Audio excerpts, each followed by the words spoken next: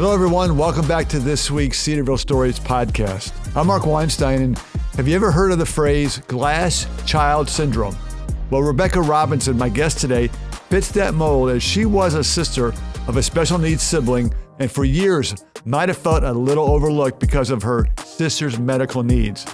However, Rebecca has come to terms with this situation and recently released a new book, Penelope, Panda's Peculiar Family, a children's book about her journey as a glass child. Join me as I talk with Rebecca Robinson on this week's Cedarville Stories Podcast.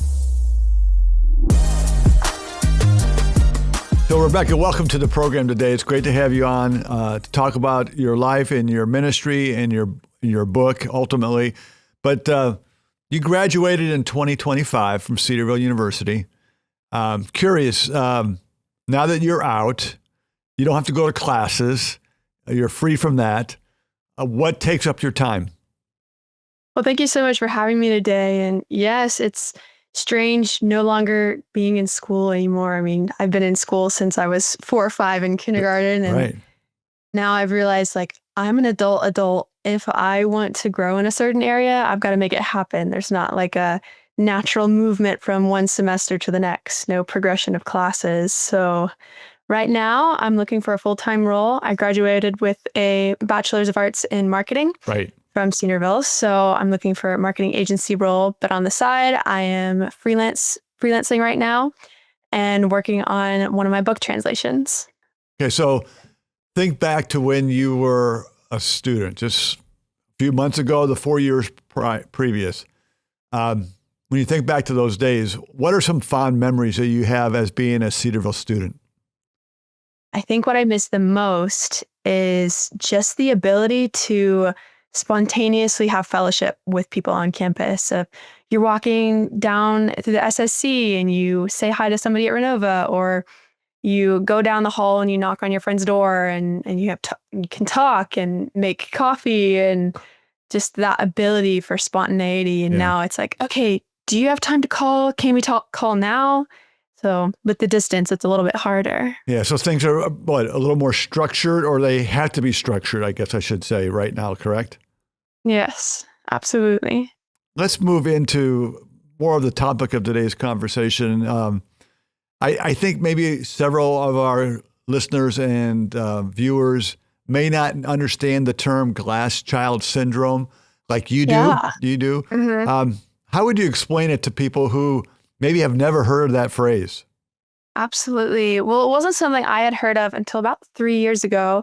Okay. I was sitting in the commuter lounge in Apple waiting for one of my classes, and I saw this WebMD article about glass child syndrome. And it was the first time I'd ever heard this term. Basically what it is it is a non-diagnosed condition for siblings of people with high disabilities or sometimes PTSD. Okay. So what that means is when in a family, there's some family member that needs a lot of care and a lot of attention, there's a tendency for the siblings to feel like they need to be as low a burden as possible, and perfectionists, and solve all their problems, and almost as if the parents are looking through them as if they're as clear as glass. Mm. So in my case, I had a sister with severe cerebral palsy. And even though this was never communicated, it was never expected of me, the way I grew up around so much medical equipment and so much need for my sister was that I started developing these symptoms, these things associated with glass child syndrome. What did you experience? What were some of those things that you developed? Yeah. So early on in childhood, it wasn't really something I was aware of because it was one of my older sisters. So I was born into a family that always had oxygen tanks running down the hallways and bath chairs and different lifts. And it wasn't strange to me.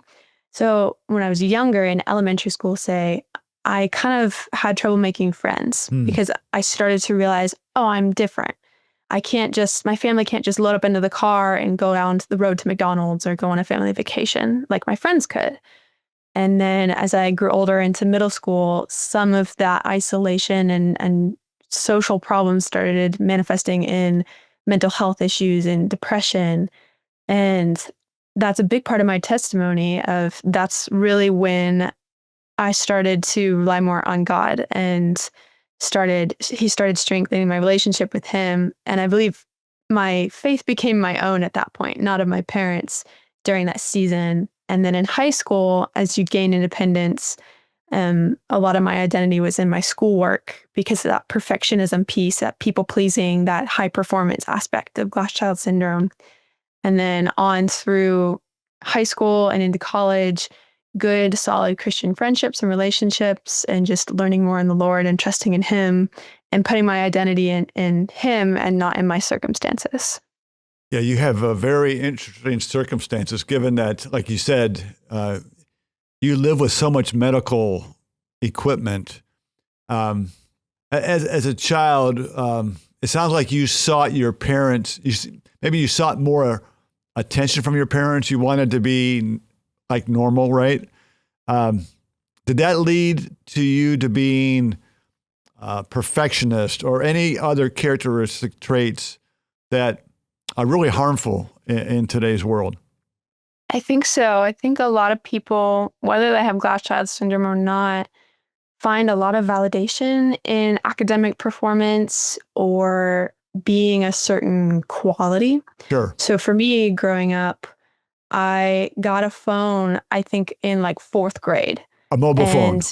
Yes, Okay. like right when they were brand new in fourth grade. And all the adults had that reaction. All the teachers of, why do you have a phone?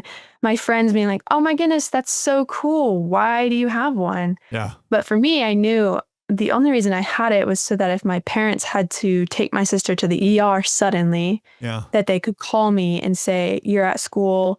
The plan is so-and-so is going to pick you up, or we left a key under the doormat here. And so for me, it wasn't this exciting thing everyone saw it as. It was added responsibility. And that played on that sense of responsibility of having to take on more than a normal kid in a family would. Adults always praised me for being, wow, Rebecca, you are so grown up for a kid. And years of hearing that, it's like, I don't want to be grown up. I want to be able to enjoy just being a kid and being silly and having that freedom and comfort. But I think even people that don't have glass child syndrome, they can still play into that added responsibility, that growing up quickly, that desire to be validated in that kind of way. So were there times in your childhood where you, obviously I would say maybe you felt neglected, but did you feel like you lost some childhood experiences because of you felt the pressure or the responsibility to be that third parent in the house? In a way, yeah. But I do want to clarify, it's never contingent on the love of the parents or the siblings or my love for my sister. Absolutely. I grew up in a very loving household. Sure. It was never expected of me to be that third parent. Okay. But I think the lens, I know at Cedarville all the time we talk about viewing the world through a biblical lens. Right. Having a biblical worldview. I think as a child, I had a worldview through the lens of my family's circumstances. And so there were still a lot of, fun and playing and childhood memories and going on school field trips and having play dates and all that sort of thing. But in the back of my mind, there was always I don't know if I can do that or if I can go there. Sure. I think what's my sister's doctor's appointment schedule? Will we be able to find a babysitter? So there were sweet childhood memories, but there was always that overarching sadness in the background, knowing this is our circumstance. Yeah. This is the contingent factor. Yeah. So to play off of what you said a little bit ago, is it fair to say that even though you didn't have the typical childhood across the board, you still have no regrets, and that your love and your care for your sisters, your siblings, and your parents runs deep? Absolutely. I think I would never change anything about my family or the circumstances I was born into because of how vital and instrumental it has been in my testimony and how God has shaped me through these experiences and how he's given me a story and an ability to talk to people in a way I never would have been able to otherwise. That it takes someone that's been through sorrow and sadness to be able to relate to someone who's in sorrow and sadness. That's great wisdom and maturity on your part. And as you said, you've heard that a lot in your life. Let's pivot a little bit. I'm interested in knowing, so you're from Tennessee. What drew you to Cedarville University? Absolutely. That's a little bit of a funny story. I grew up loving music and playing guitar and singing at church. I was in the youth band.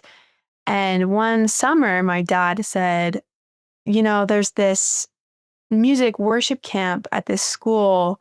Hear me out. It's in Ohio, but it could be really fun. Dad, I don't want to go to the Midwest. I'm not interested in this school. I don't care. I'm fine doing my own summer thing.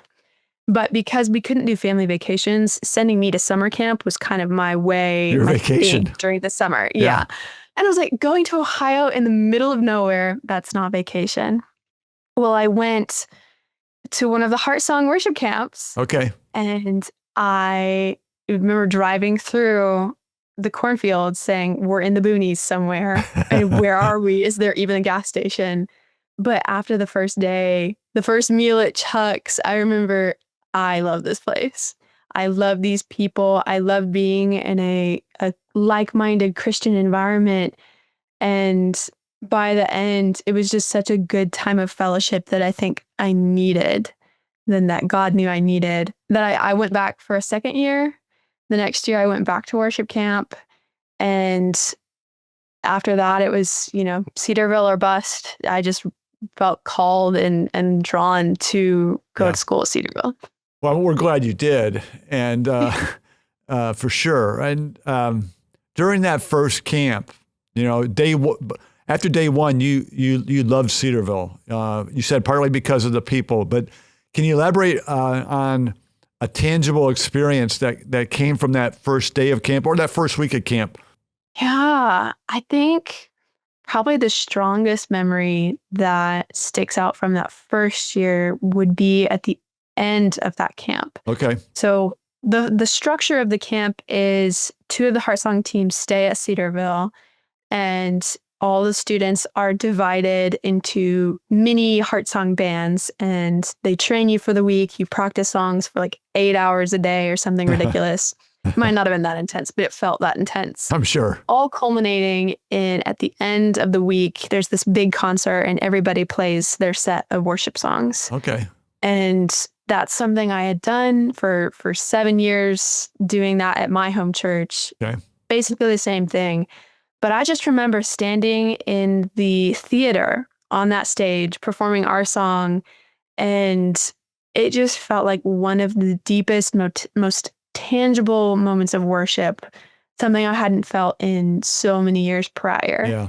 So that feeling of just being in the presence of the Lord, of pure worship, not focusing on what I'm doing, not having my performance get in the way of the act of worship, is kind of the most tangible thing of, this is a place I could grow in my relationship to God. So what role did faith play in your life to help you transition from, the issues growing up that you've mentioned to becoming a college student?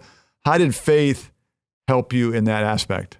I think a lot of mentorship went into that specific transition from living in my identity rooted in glass child syndrome to identity rooted in Christ.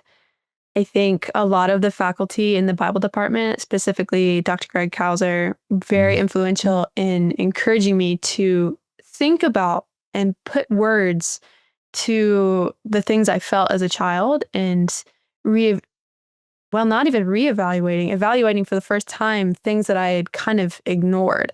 Yeah. So thinking through, how did I feel as a child when we brought in an oxygen tank and there was cords running through the whole house, and how did I feel when I had to go to different doctor's visits and they kept saying, "Oh, you're so grown up for a child," and right. and how as a 20-some-year-old at the time, could I surrender those things to the Lord and say, yes, this is the circumstance that you gave me. This was my cross to bear, quote unquote. Sure. But that does not define me. How has this shaped me? How does this shape the way I think now as a 20-year-old college student? How does that wanting that validation and academic excellence? Yeah. Okay, well, now in college, what does that translate to? So I think just, again, switching from that lens of my circumstances, how do I transfer that over to a biblical worldview lens? Yeah. So you realized of the syndrome here at Cedarville, right? Yes. Were your parents aware of maybe how you were feeling growing up before you left for college, or did they understand? In part, they did. When I mentioned that in middle school, I had started struggling with a lot of mental health issues. And it was actually on a short-term missions trip to New Orleans when that kind of came to a head. And for the first time in years, I talked about that openly with the team I was working with. Okay. And then when I got back, I started talking to my parents about this struggle that I've been having for years.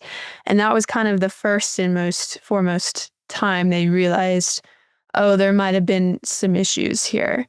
There might have been some problems growing up with a sister with high disability. And as I have been in college and been more vocal about it and gone through the process of writing my book and writing down these stories, I think that has become complete transparency, and I've had words to put to how I grew up. And so now they're aware. And how are they dealing with that? Yeah, it's been an interesting season. My sister Kara passed away about 2 years ago, and that was the beginning of when I started writing. And so as much as it has been a struggle for me as a kid and growing up with it, think of the 20, 21, 22 years that my parents have had of just complete sacrificial love, putting their lives and their careers on hold to take care of my sister and myself and my other sister. And so it is yet again another huge season of transition of we no longer, kind of like how you were talking about at the very beginning, how college, you've got set classes, a set structure. Right. And now I'm an adult and I don't have those. It's similar with my parents. There aren't doctor's appointments every other day. There's not a one caretaker needing to always be at home. And we have that ability to just all pack up in the car and go to church or go on a vacation or go to a restaurant. And so being at home now, I think, is a sweet season and a blessing from the Lord of now we are transitioning and growing as a family in a new direction. And it has all sorts of new challenges associated. I'm sure they're good challenges, though. Now, that trip that you made to New Orleans, that was a missions trip to New Orleans? It was, yes. Was that where you met with another Cedarville student and you started sharing and learned that this person had a sibling like you who needed special needs that really helped you with the healing? No, that was not until my freshman year. Tell me about that. I took that short-term missions trip in middle school. Okay. Yeah, at Printy, there was the leaf units in the back of the U because all the leaves blow into those units. Of course. There were 2 or 3 upperclassmen, friends of the RA that stayed. They were juniors and we were incoming freshmen. And my roommate ended up not staying past Thanksgiving. Okay. And so I kind of became really close friends with one of the older students, Isabel Engel. She graduated 2023. Okay. She would have graduated. And she came from a single parent household with, oh goodness, I think 8 siblings or something crazy like that, 2 of which had severe disabilities, much like my sister. Okay. And she was the first person I'd ever met period, that had a sibling with high disabilities. I had people I knew of growing up that had siblings with like Down syndrome or high functioning cases, but she was the first person, and my senior at that point, further along in her walk with the Lord, the first person I was really able to talk to about struggling with it and how does your family dynamic work. And the Lord blessed that relationship and gave me somebody to just talk to that understood my situation. Yeah. So how do you see, or how do you recall that relationship with her really impacting your healing journey? It was instrumental in making me not feel like an alien. I just remember, I think it was my birthday, we went to Texas Roadhouse and Just you and her? and I think one other friend. Okay. And we were able to talk about just how do you cope with this? How do you talk to other people that don't understand your family situation or don't understand the way you grew up or how you think, or, you know, people in college, all throughout life, really, there will always be petty bickering and problems. Right. And for us, when something like that happens, it's like, why is this even a big deal? Because in the back of our minds, we have such a medical burden. We have such a harder thing we're carrying than, oh, my roommate left her dirty dishes on the bed again. Yeah. Okay. And so just having a person as a sounding board that got it, that understood, I think was my first step towards just understanding that I think differently. I am different. That doesn't define me, but it does shape how I think a little bit and relate to other people. Yeah. I want to move into really you and the writing of your book in a moment. But before I do that, so when you're talking to people, we're talking right now, and people are listening, what advice would you give someone who might feel invisible in their own family environment? Ooh, this is a big lesson that I've had to learn because glass child syndrome is just such an emphasis on not being a burden. You have to understand that God made people to live in community. He did. That you, like the good old song says, no man is an island. You cannot function as a solo Christian. And so it is okay for you to reach out to ask someone for help, or just ask for someone to be an ear, to listen to your troubles. And I often go back to Romans 12:15 of, we are called to rejoice with those who rejoice and weep with those who weep. Yeah. And that's not just, it's not just the rejoice part. There's that weep part too. It's a double-sided coin. And so if you're struggling with mental health things, if you're having a hard time with family relationships, any kind of struggle in the Christian life, take up arms with your brothers and sisters in Christ and find that community, because that is a way that the Lord shapes you and helps you grow and learn to depend more on Him when you have other people that are walking alongside you. That's great advice. Thanks for sharing that. So, as I said in the introduction, Rebecca is the author of Penelope Panda's Peculiar Family. I assume the inspiration came from your childhood experience, but tell us why you felt it important to write this book. Yeah. So everybody always asked, why is the character a panda? Yeah, why? So I'll go ahead and address that right now. It is Penelope. Panda is me in the story. I chose a panda because my sister with disability, her name was Kara, and her nickname was Care Bear. Okay. So it just made sense that it was a bear, and pandas are fun to draw. And so my sister Kara is Mia in the story, and Mia's in a wheelchair and has cerebral palsy. And it really, I was not intending to make a book. I never thought I'd be an author or anything of that sort. I had done a little bit of illustrating for my aunt. She has a book series, and so I illustrated, but they're chapter books. And so it's just like one sketch every 10 pages or something like that. Yeah.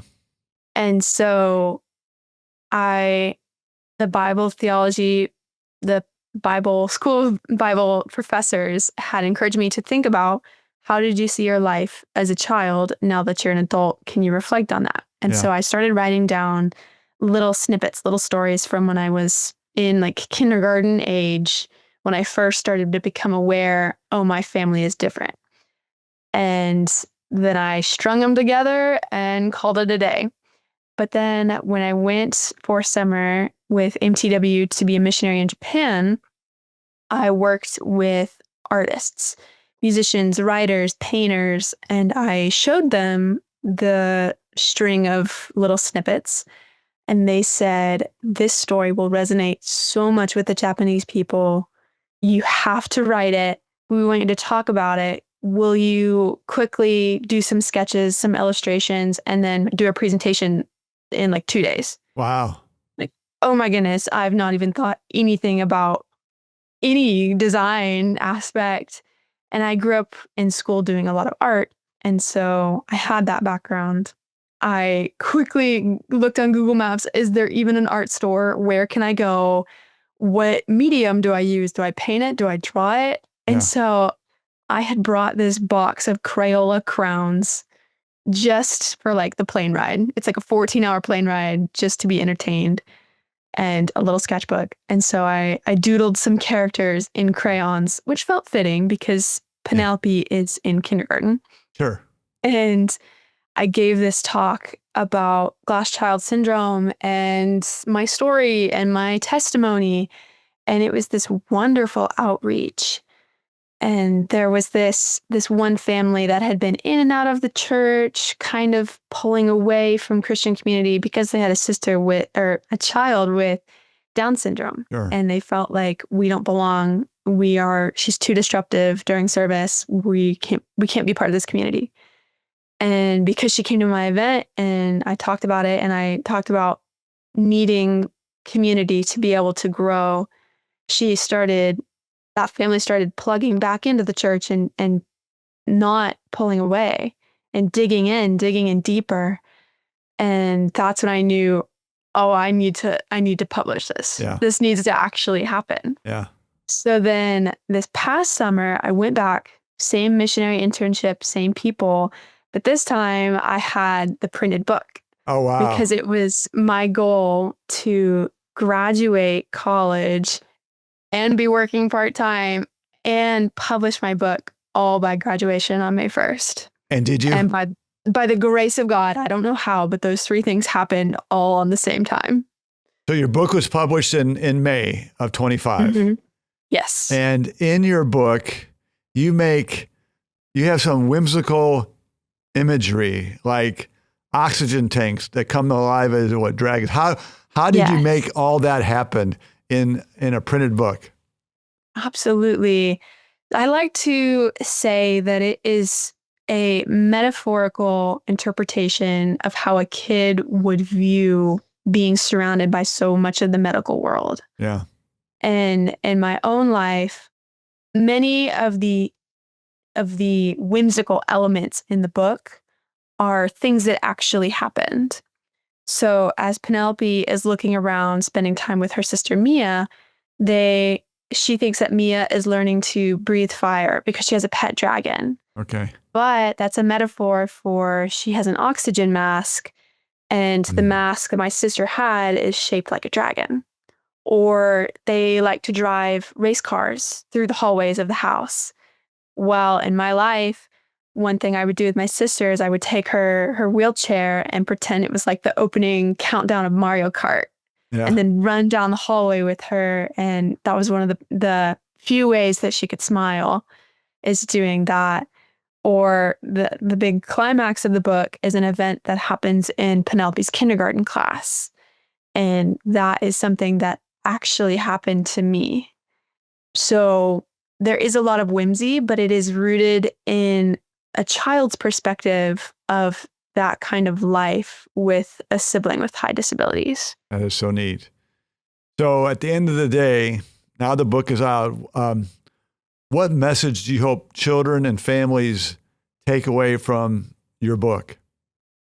Yeah, for parents, I want to reinforce the message that it is good to have conversation, even if you have young kids, And if your child is struggling with glass child syndrome, that's not a reflection on your parenting. That it does not mean you grow up in a family without love or in a bad situation.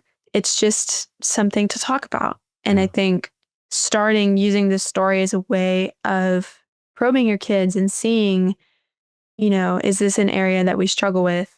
That is a good thing to be proactive about.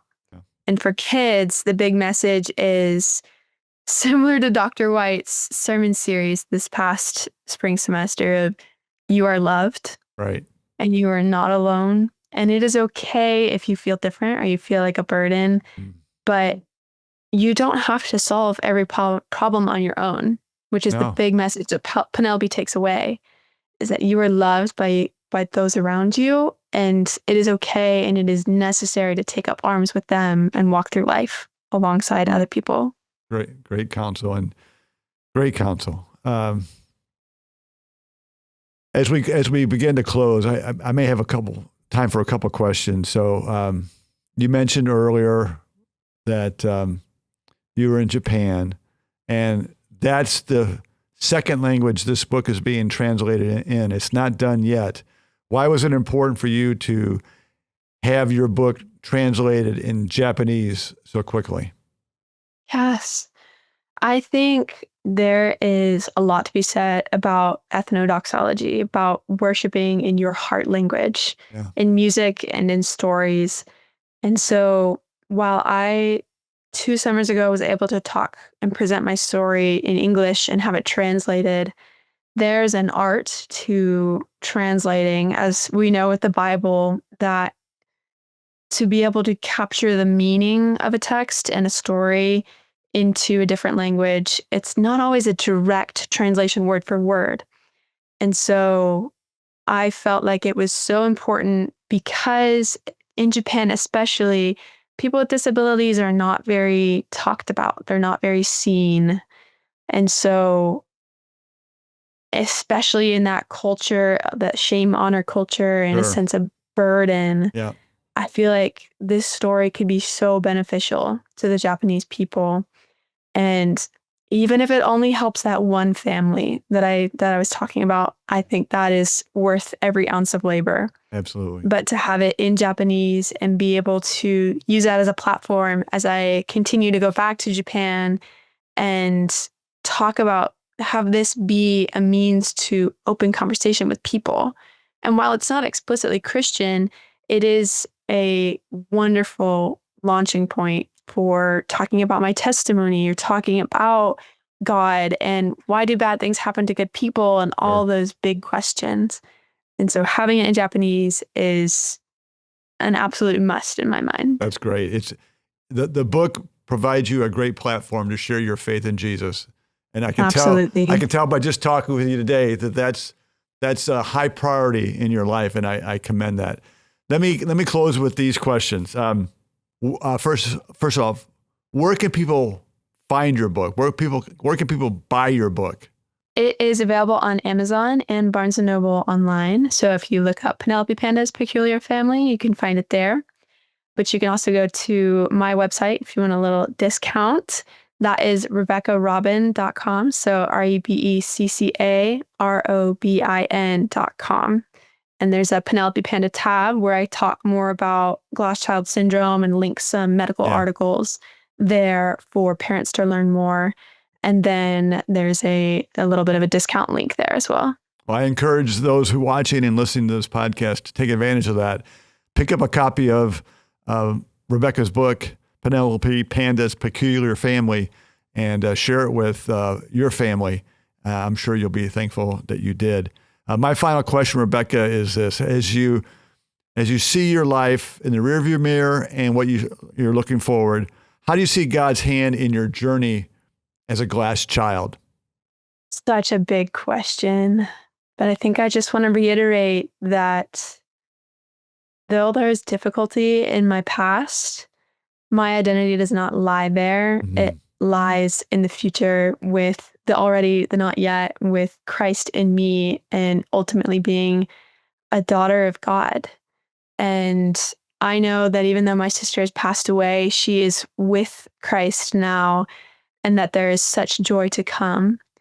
But at the same time, I would never trade for the world the circumstances and the things in my testimony and in my past, because those are the divine tools that God has used to shape me into who I am and will continue to shape me into more like His image. Absolutely. You've lived a rich life in your short years, and I can see the Lord using you further for His purposes and His glory. And I want to thank you for sharing your story this week on the Cedarville Stories Podcast. It was delightful. And again, I encourage those watching and listening to pick up a copy of this book and use it to advance the gospel and to use it as a platform to share the good news of Jesus Christ. Rebecca, thank you for joining me this week on the Cedarville Stories Podcast. Great to have you. Thank you for listening to the Cedarville Stories Podcast, brought to you by Cedarville University. Be sure to come back next week when we'll share another Cedarville story for God's glory.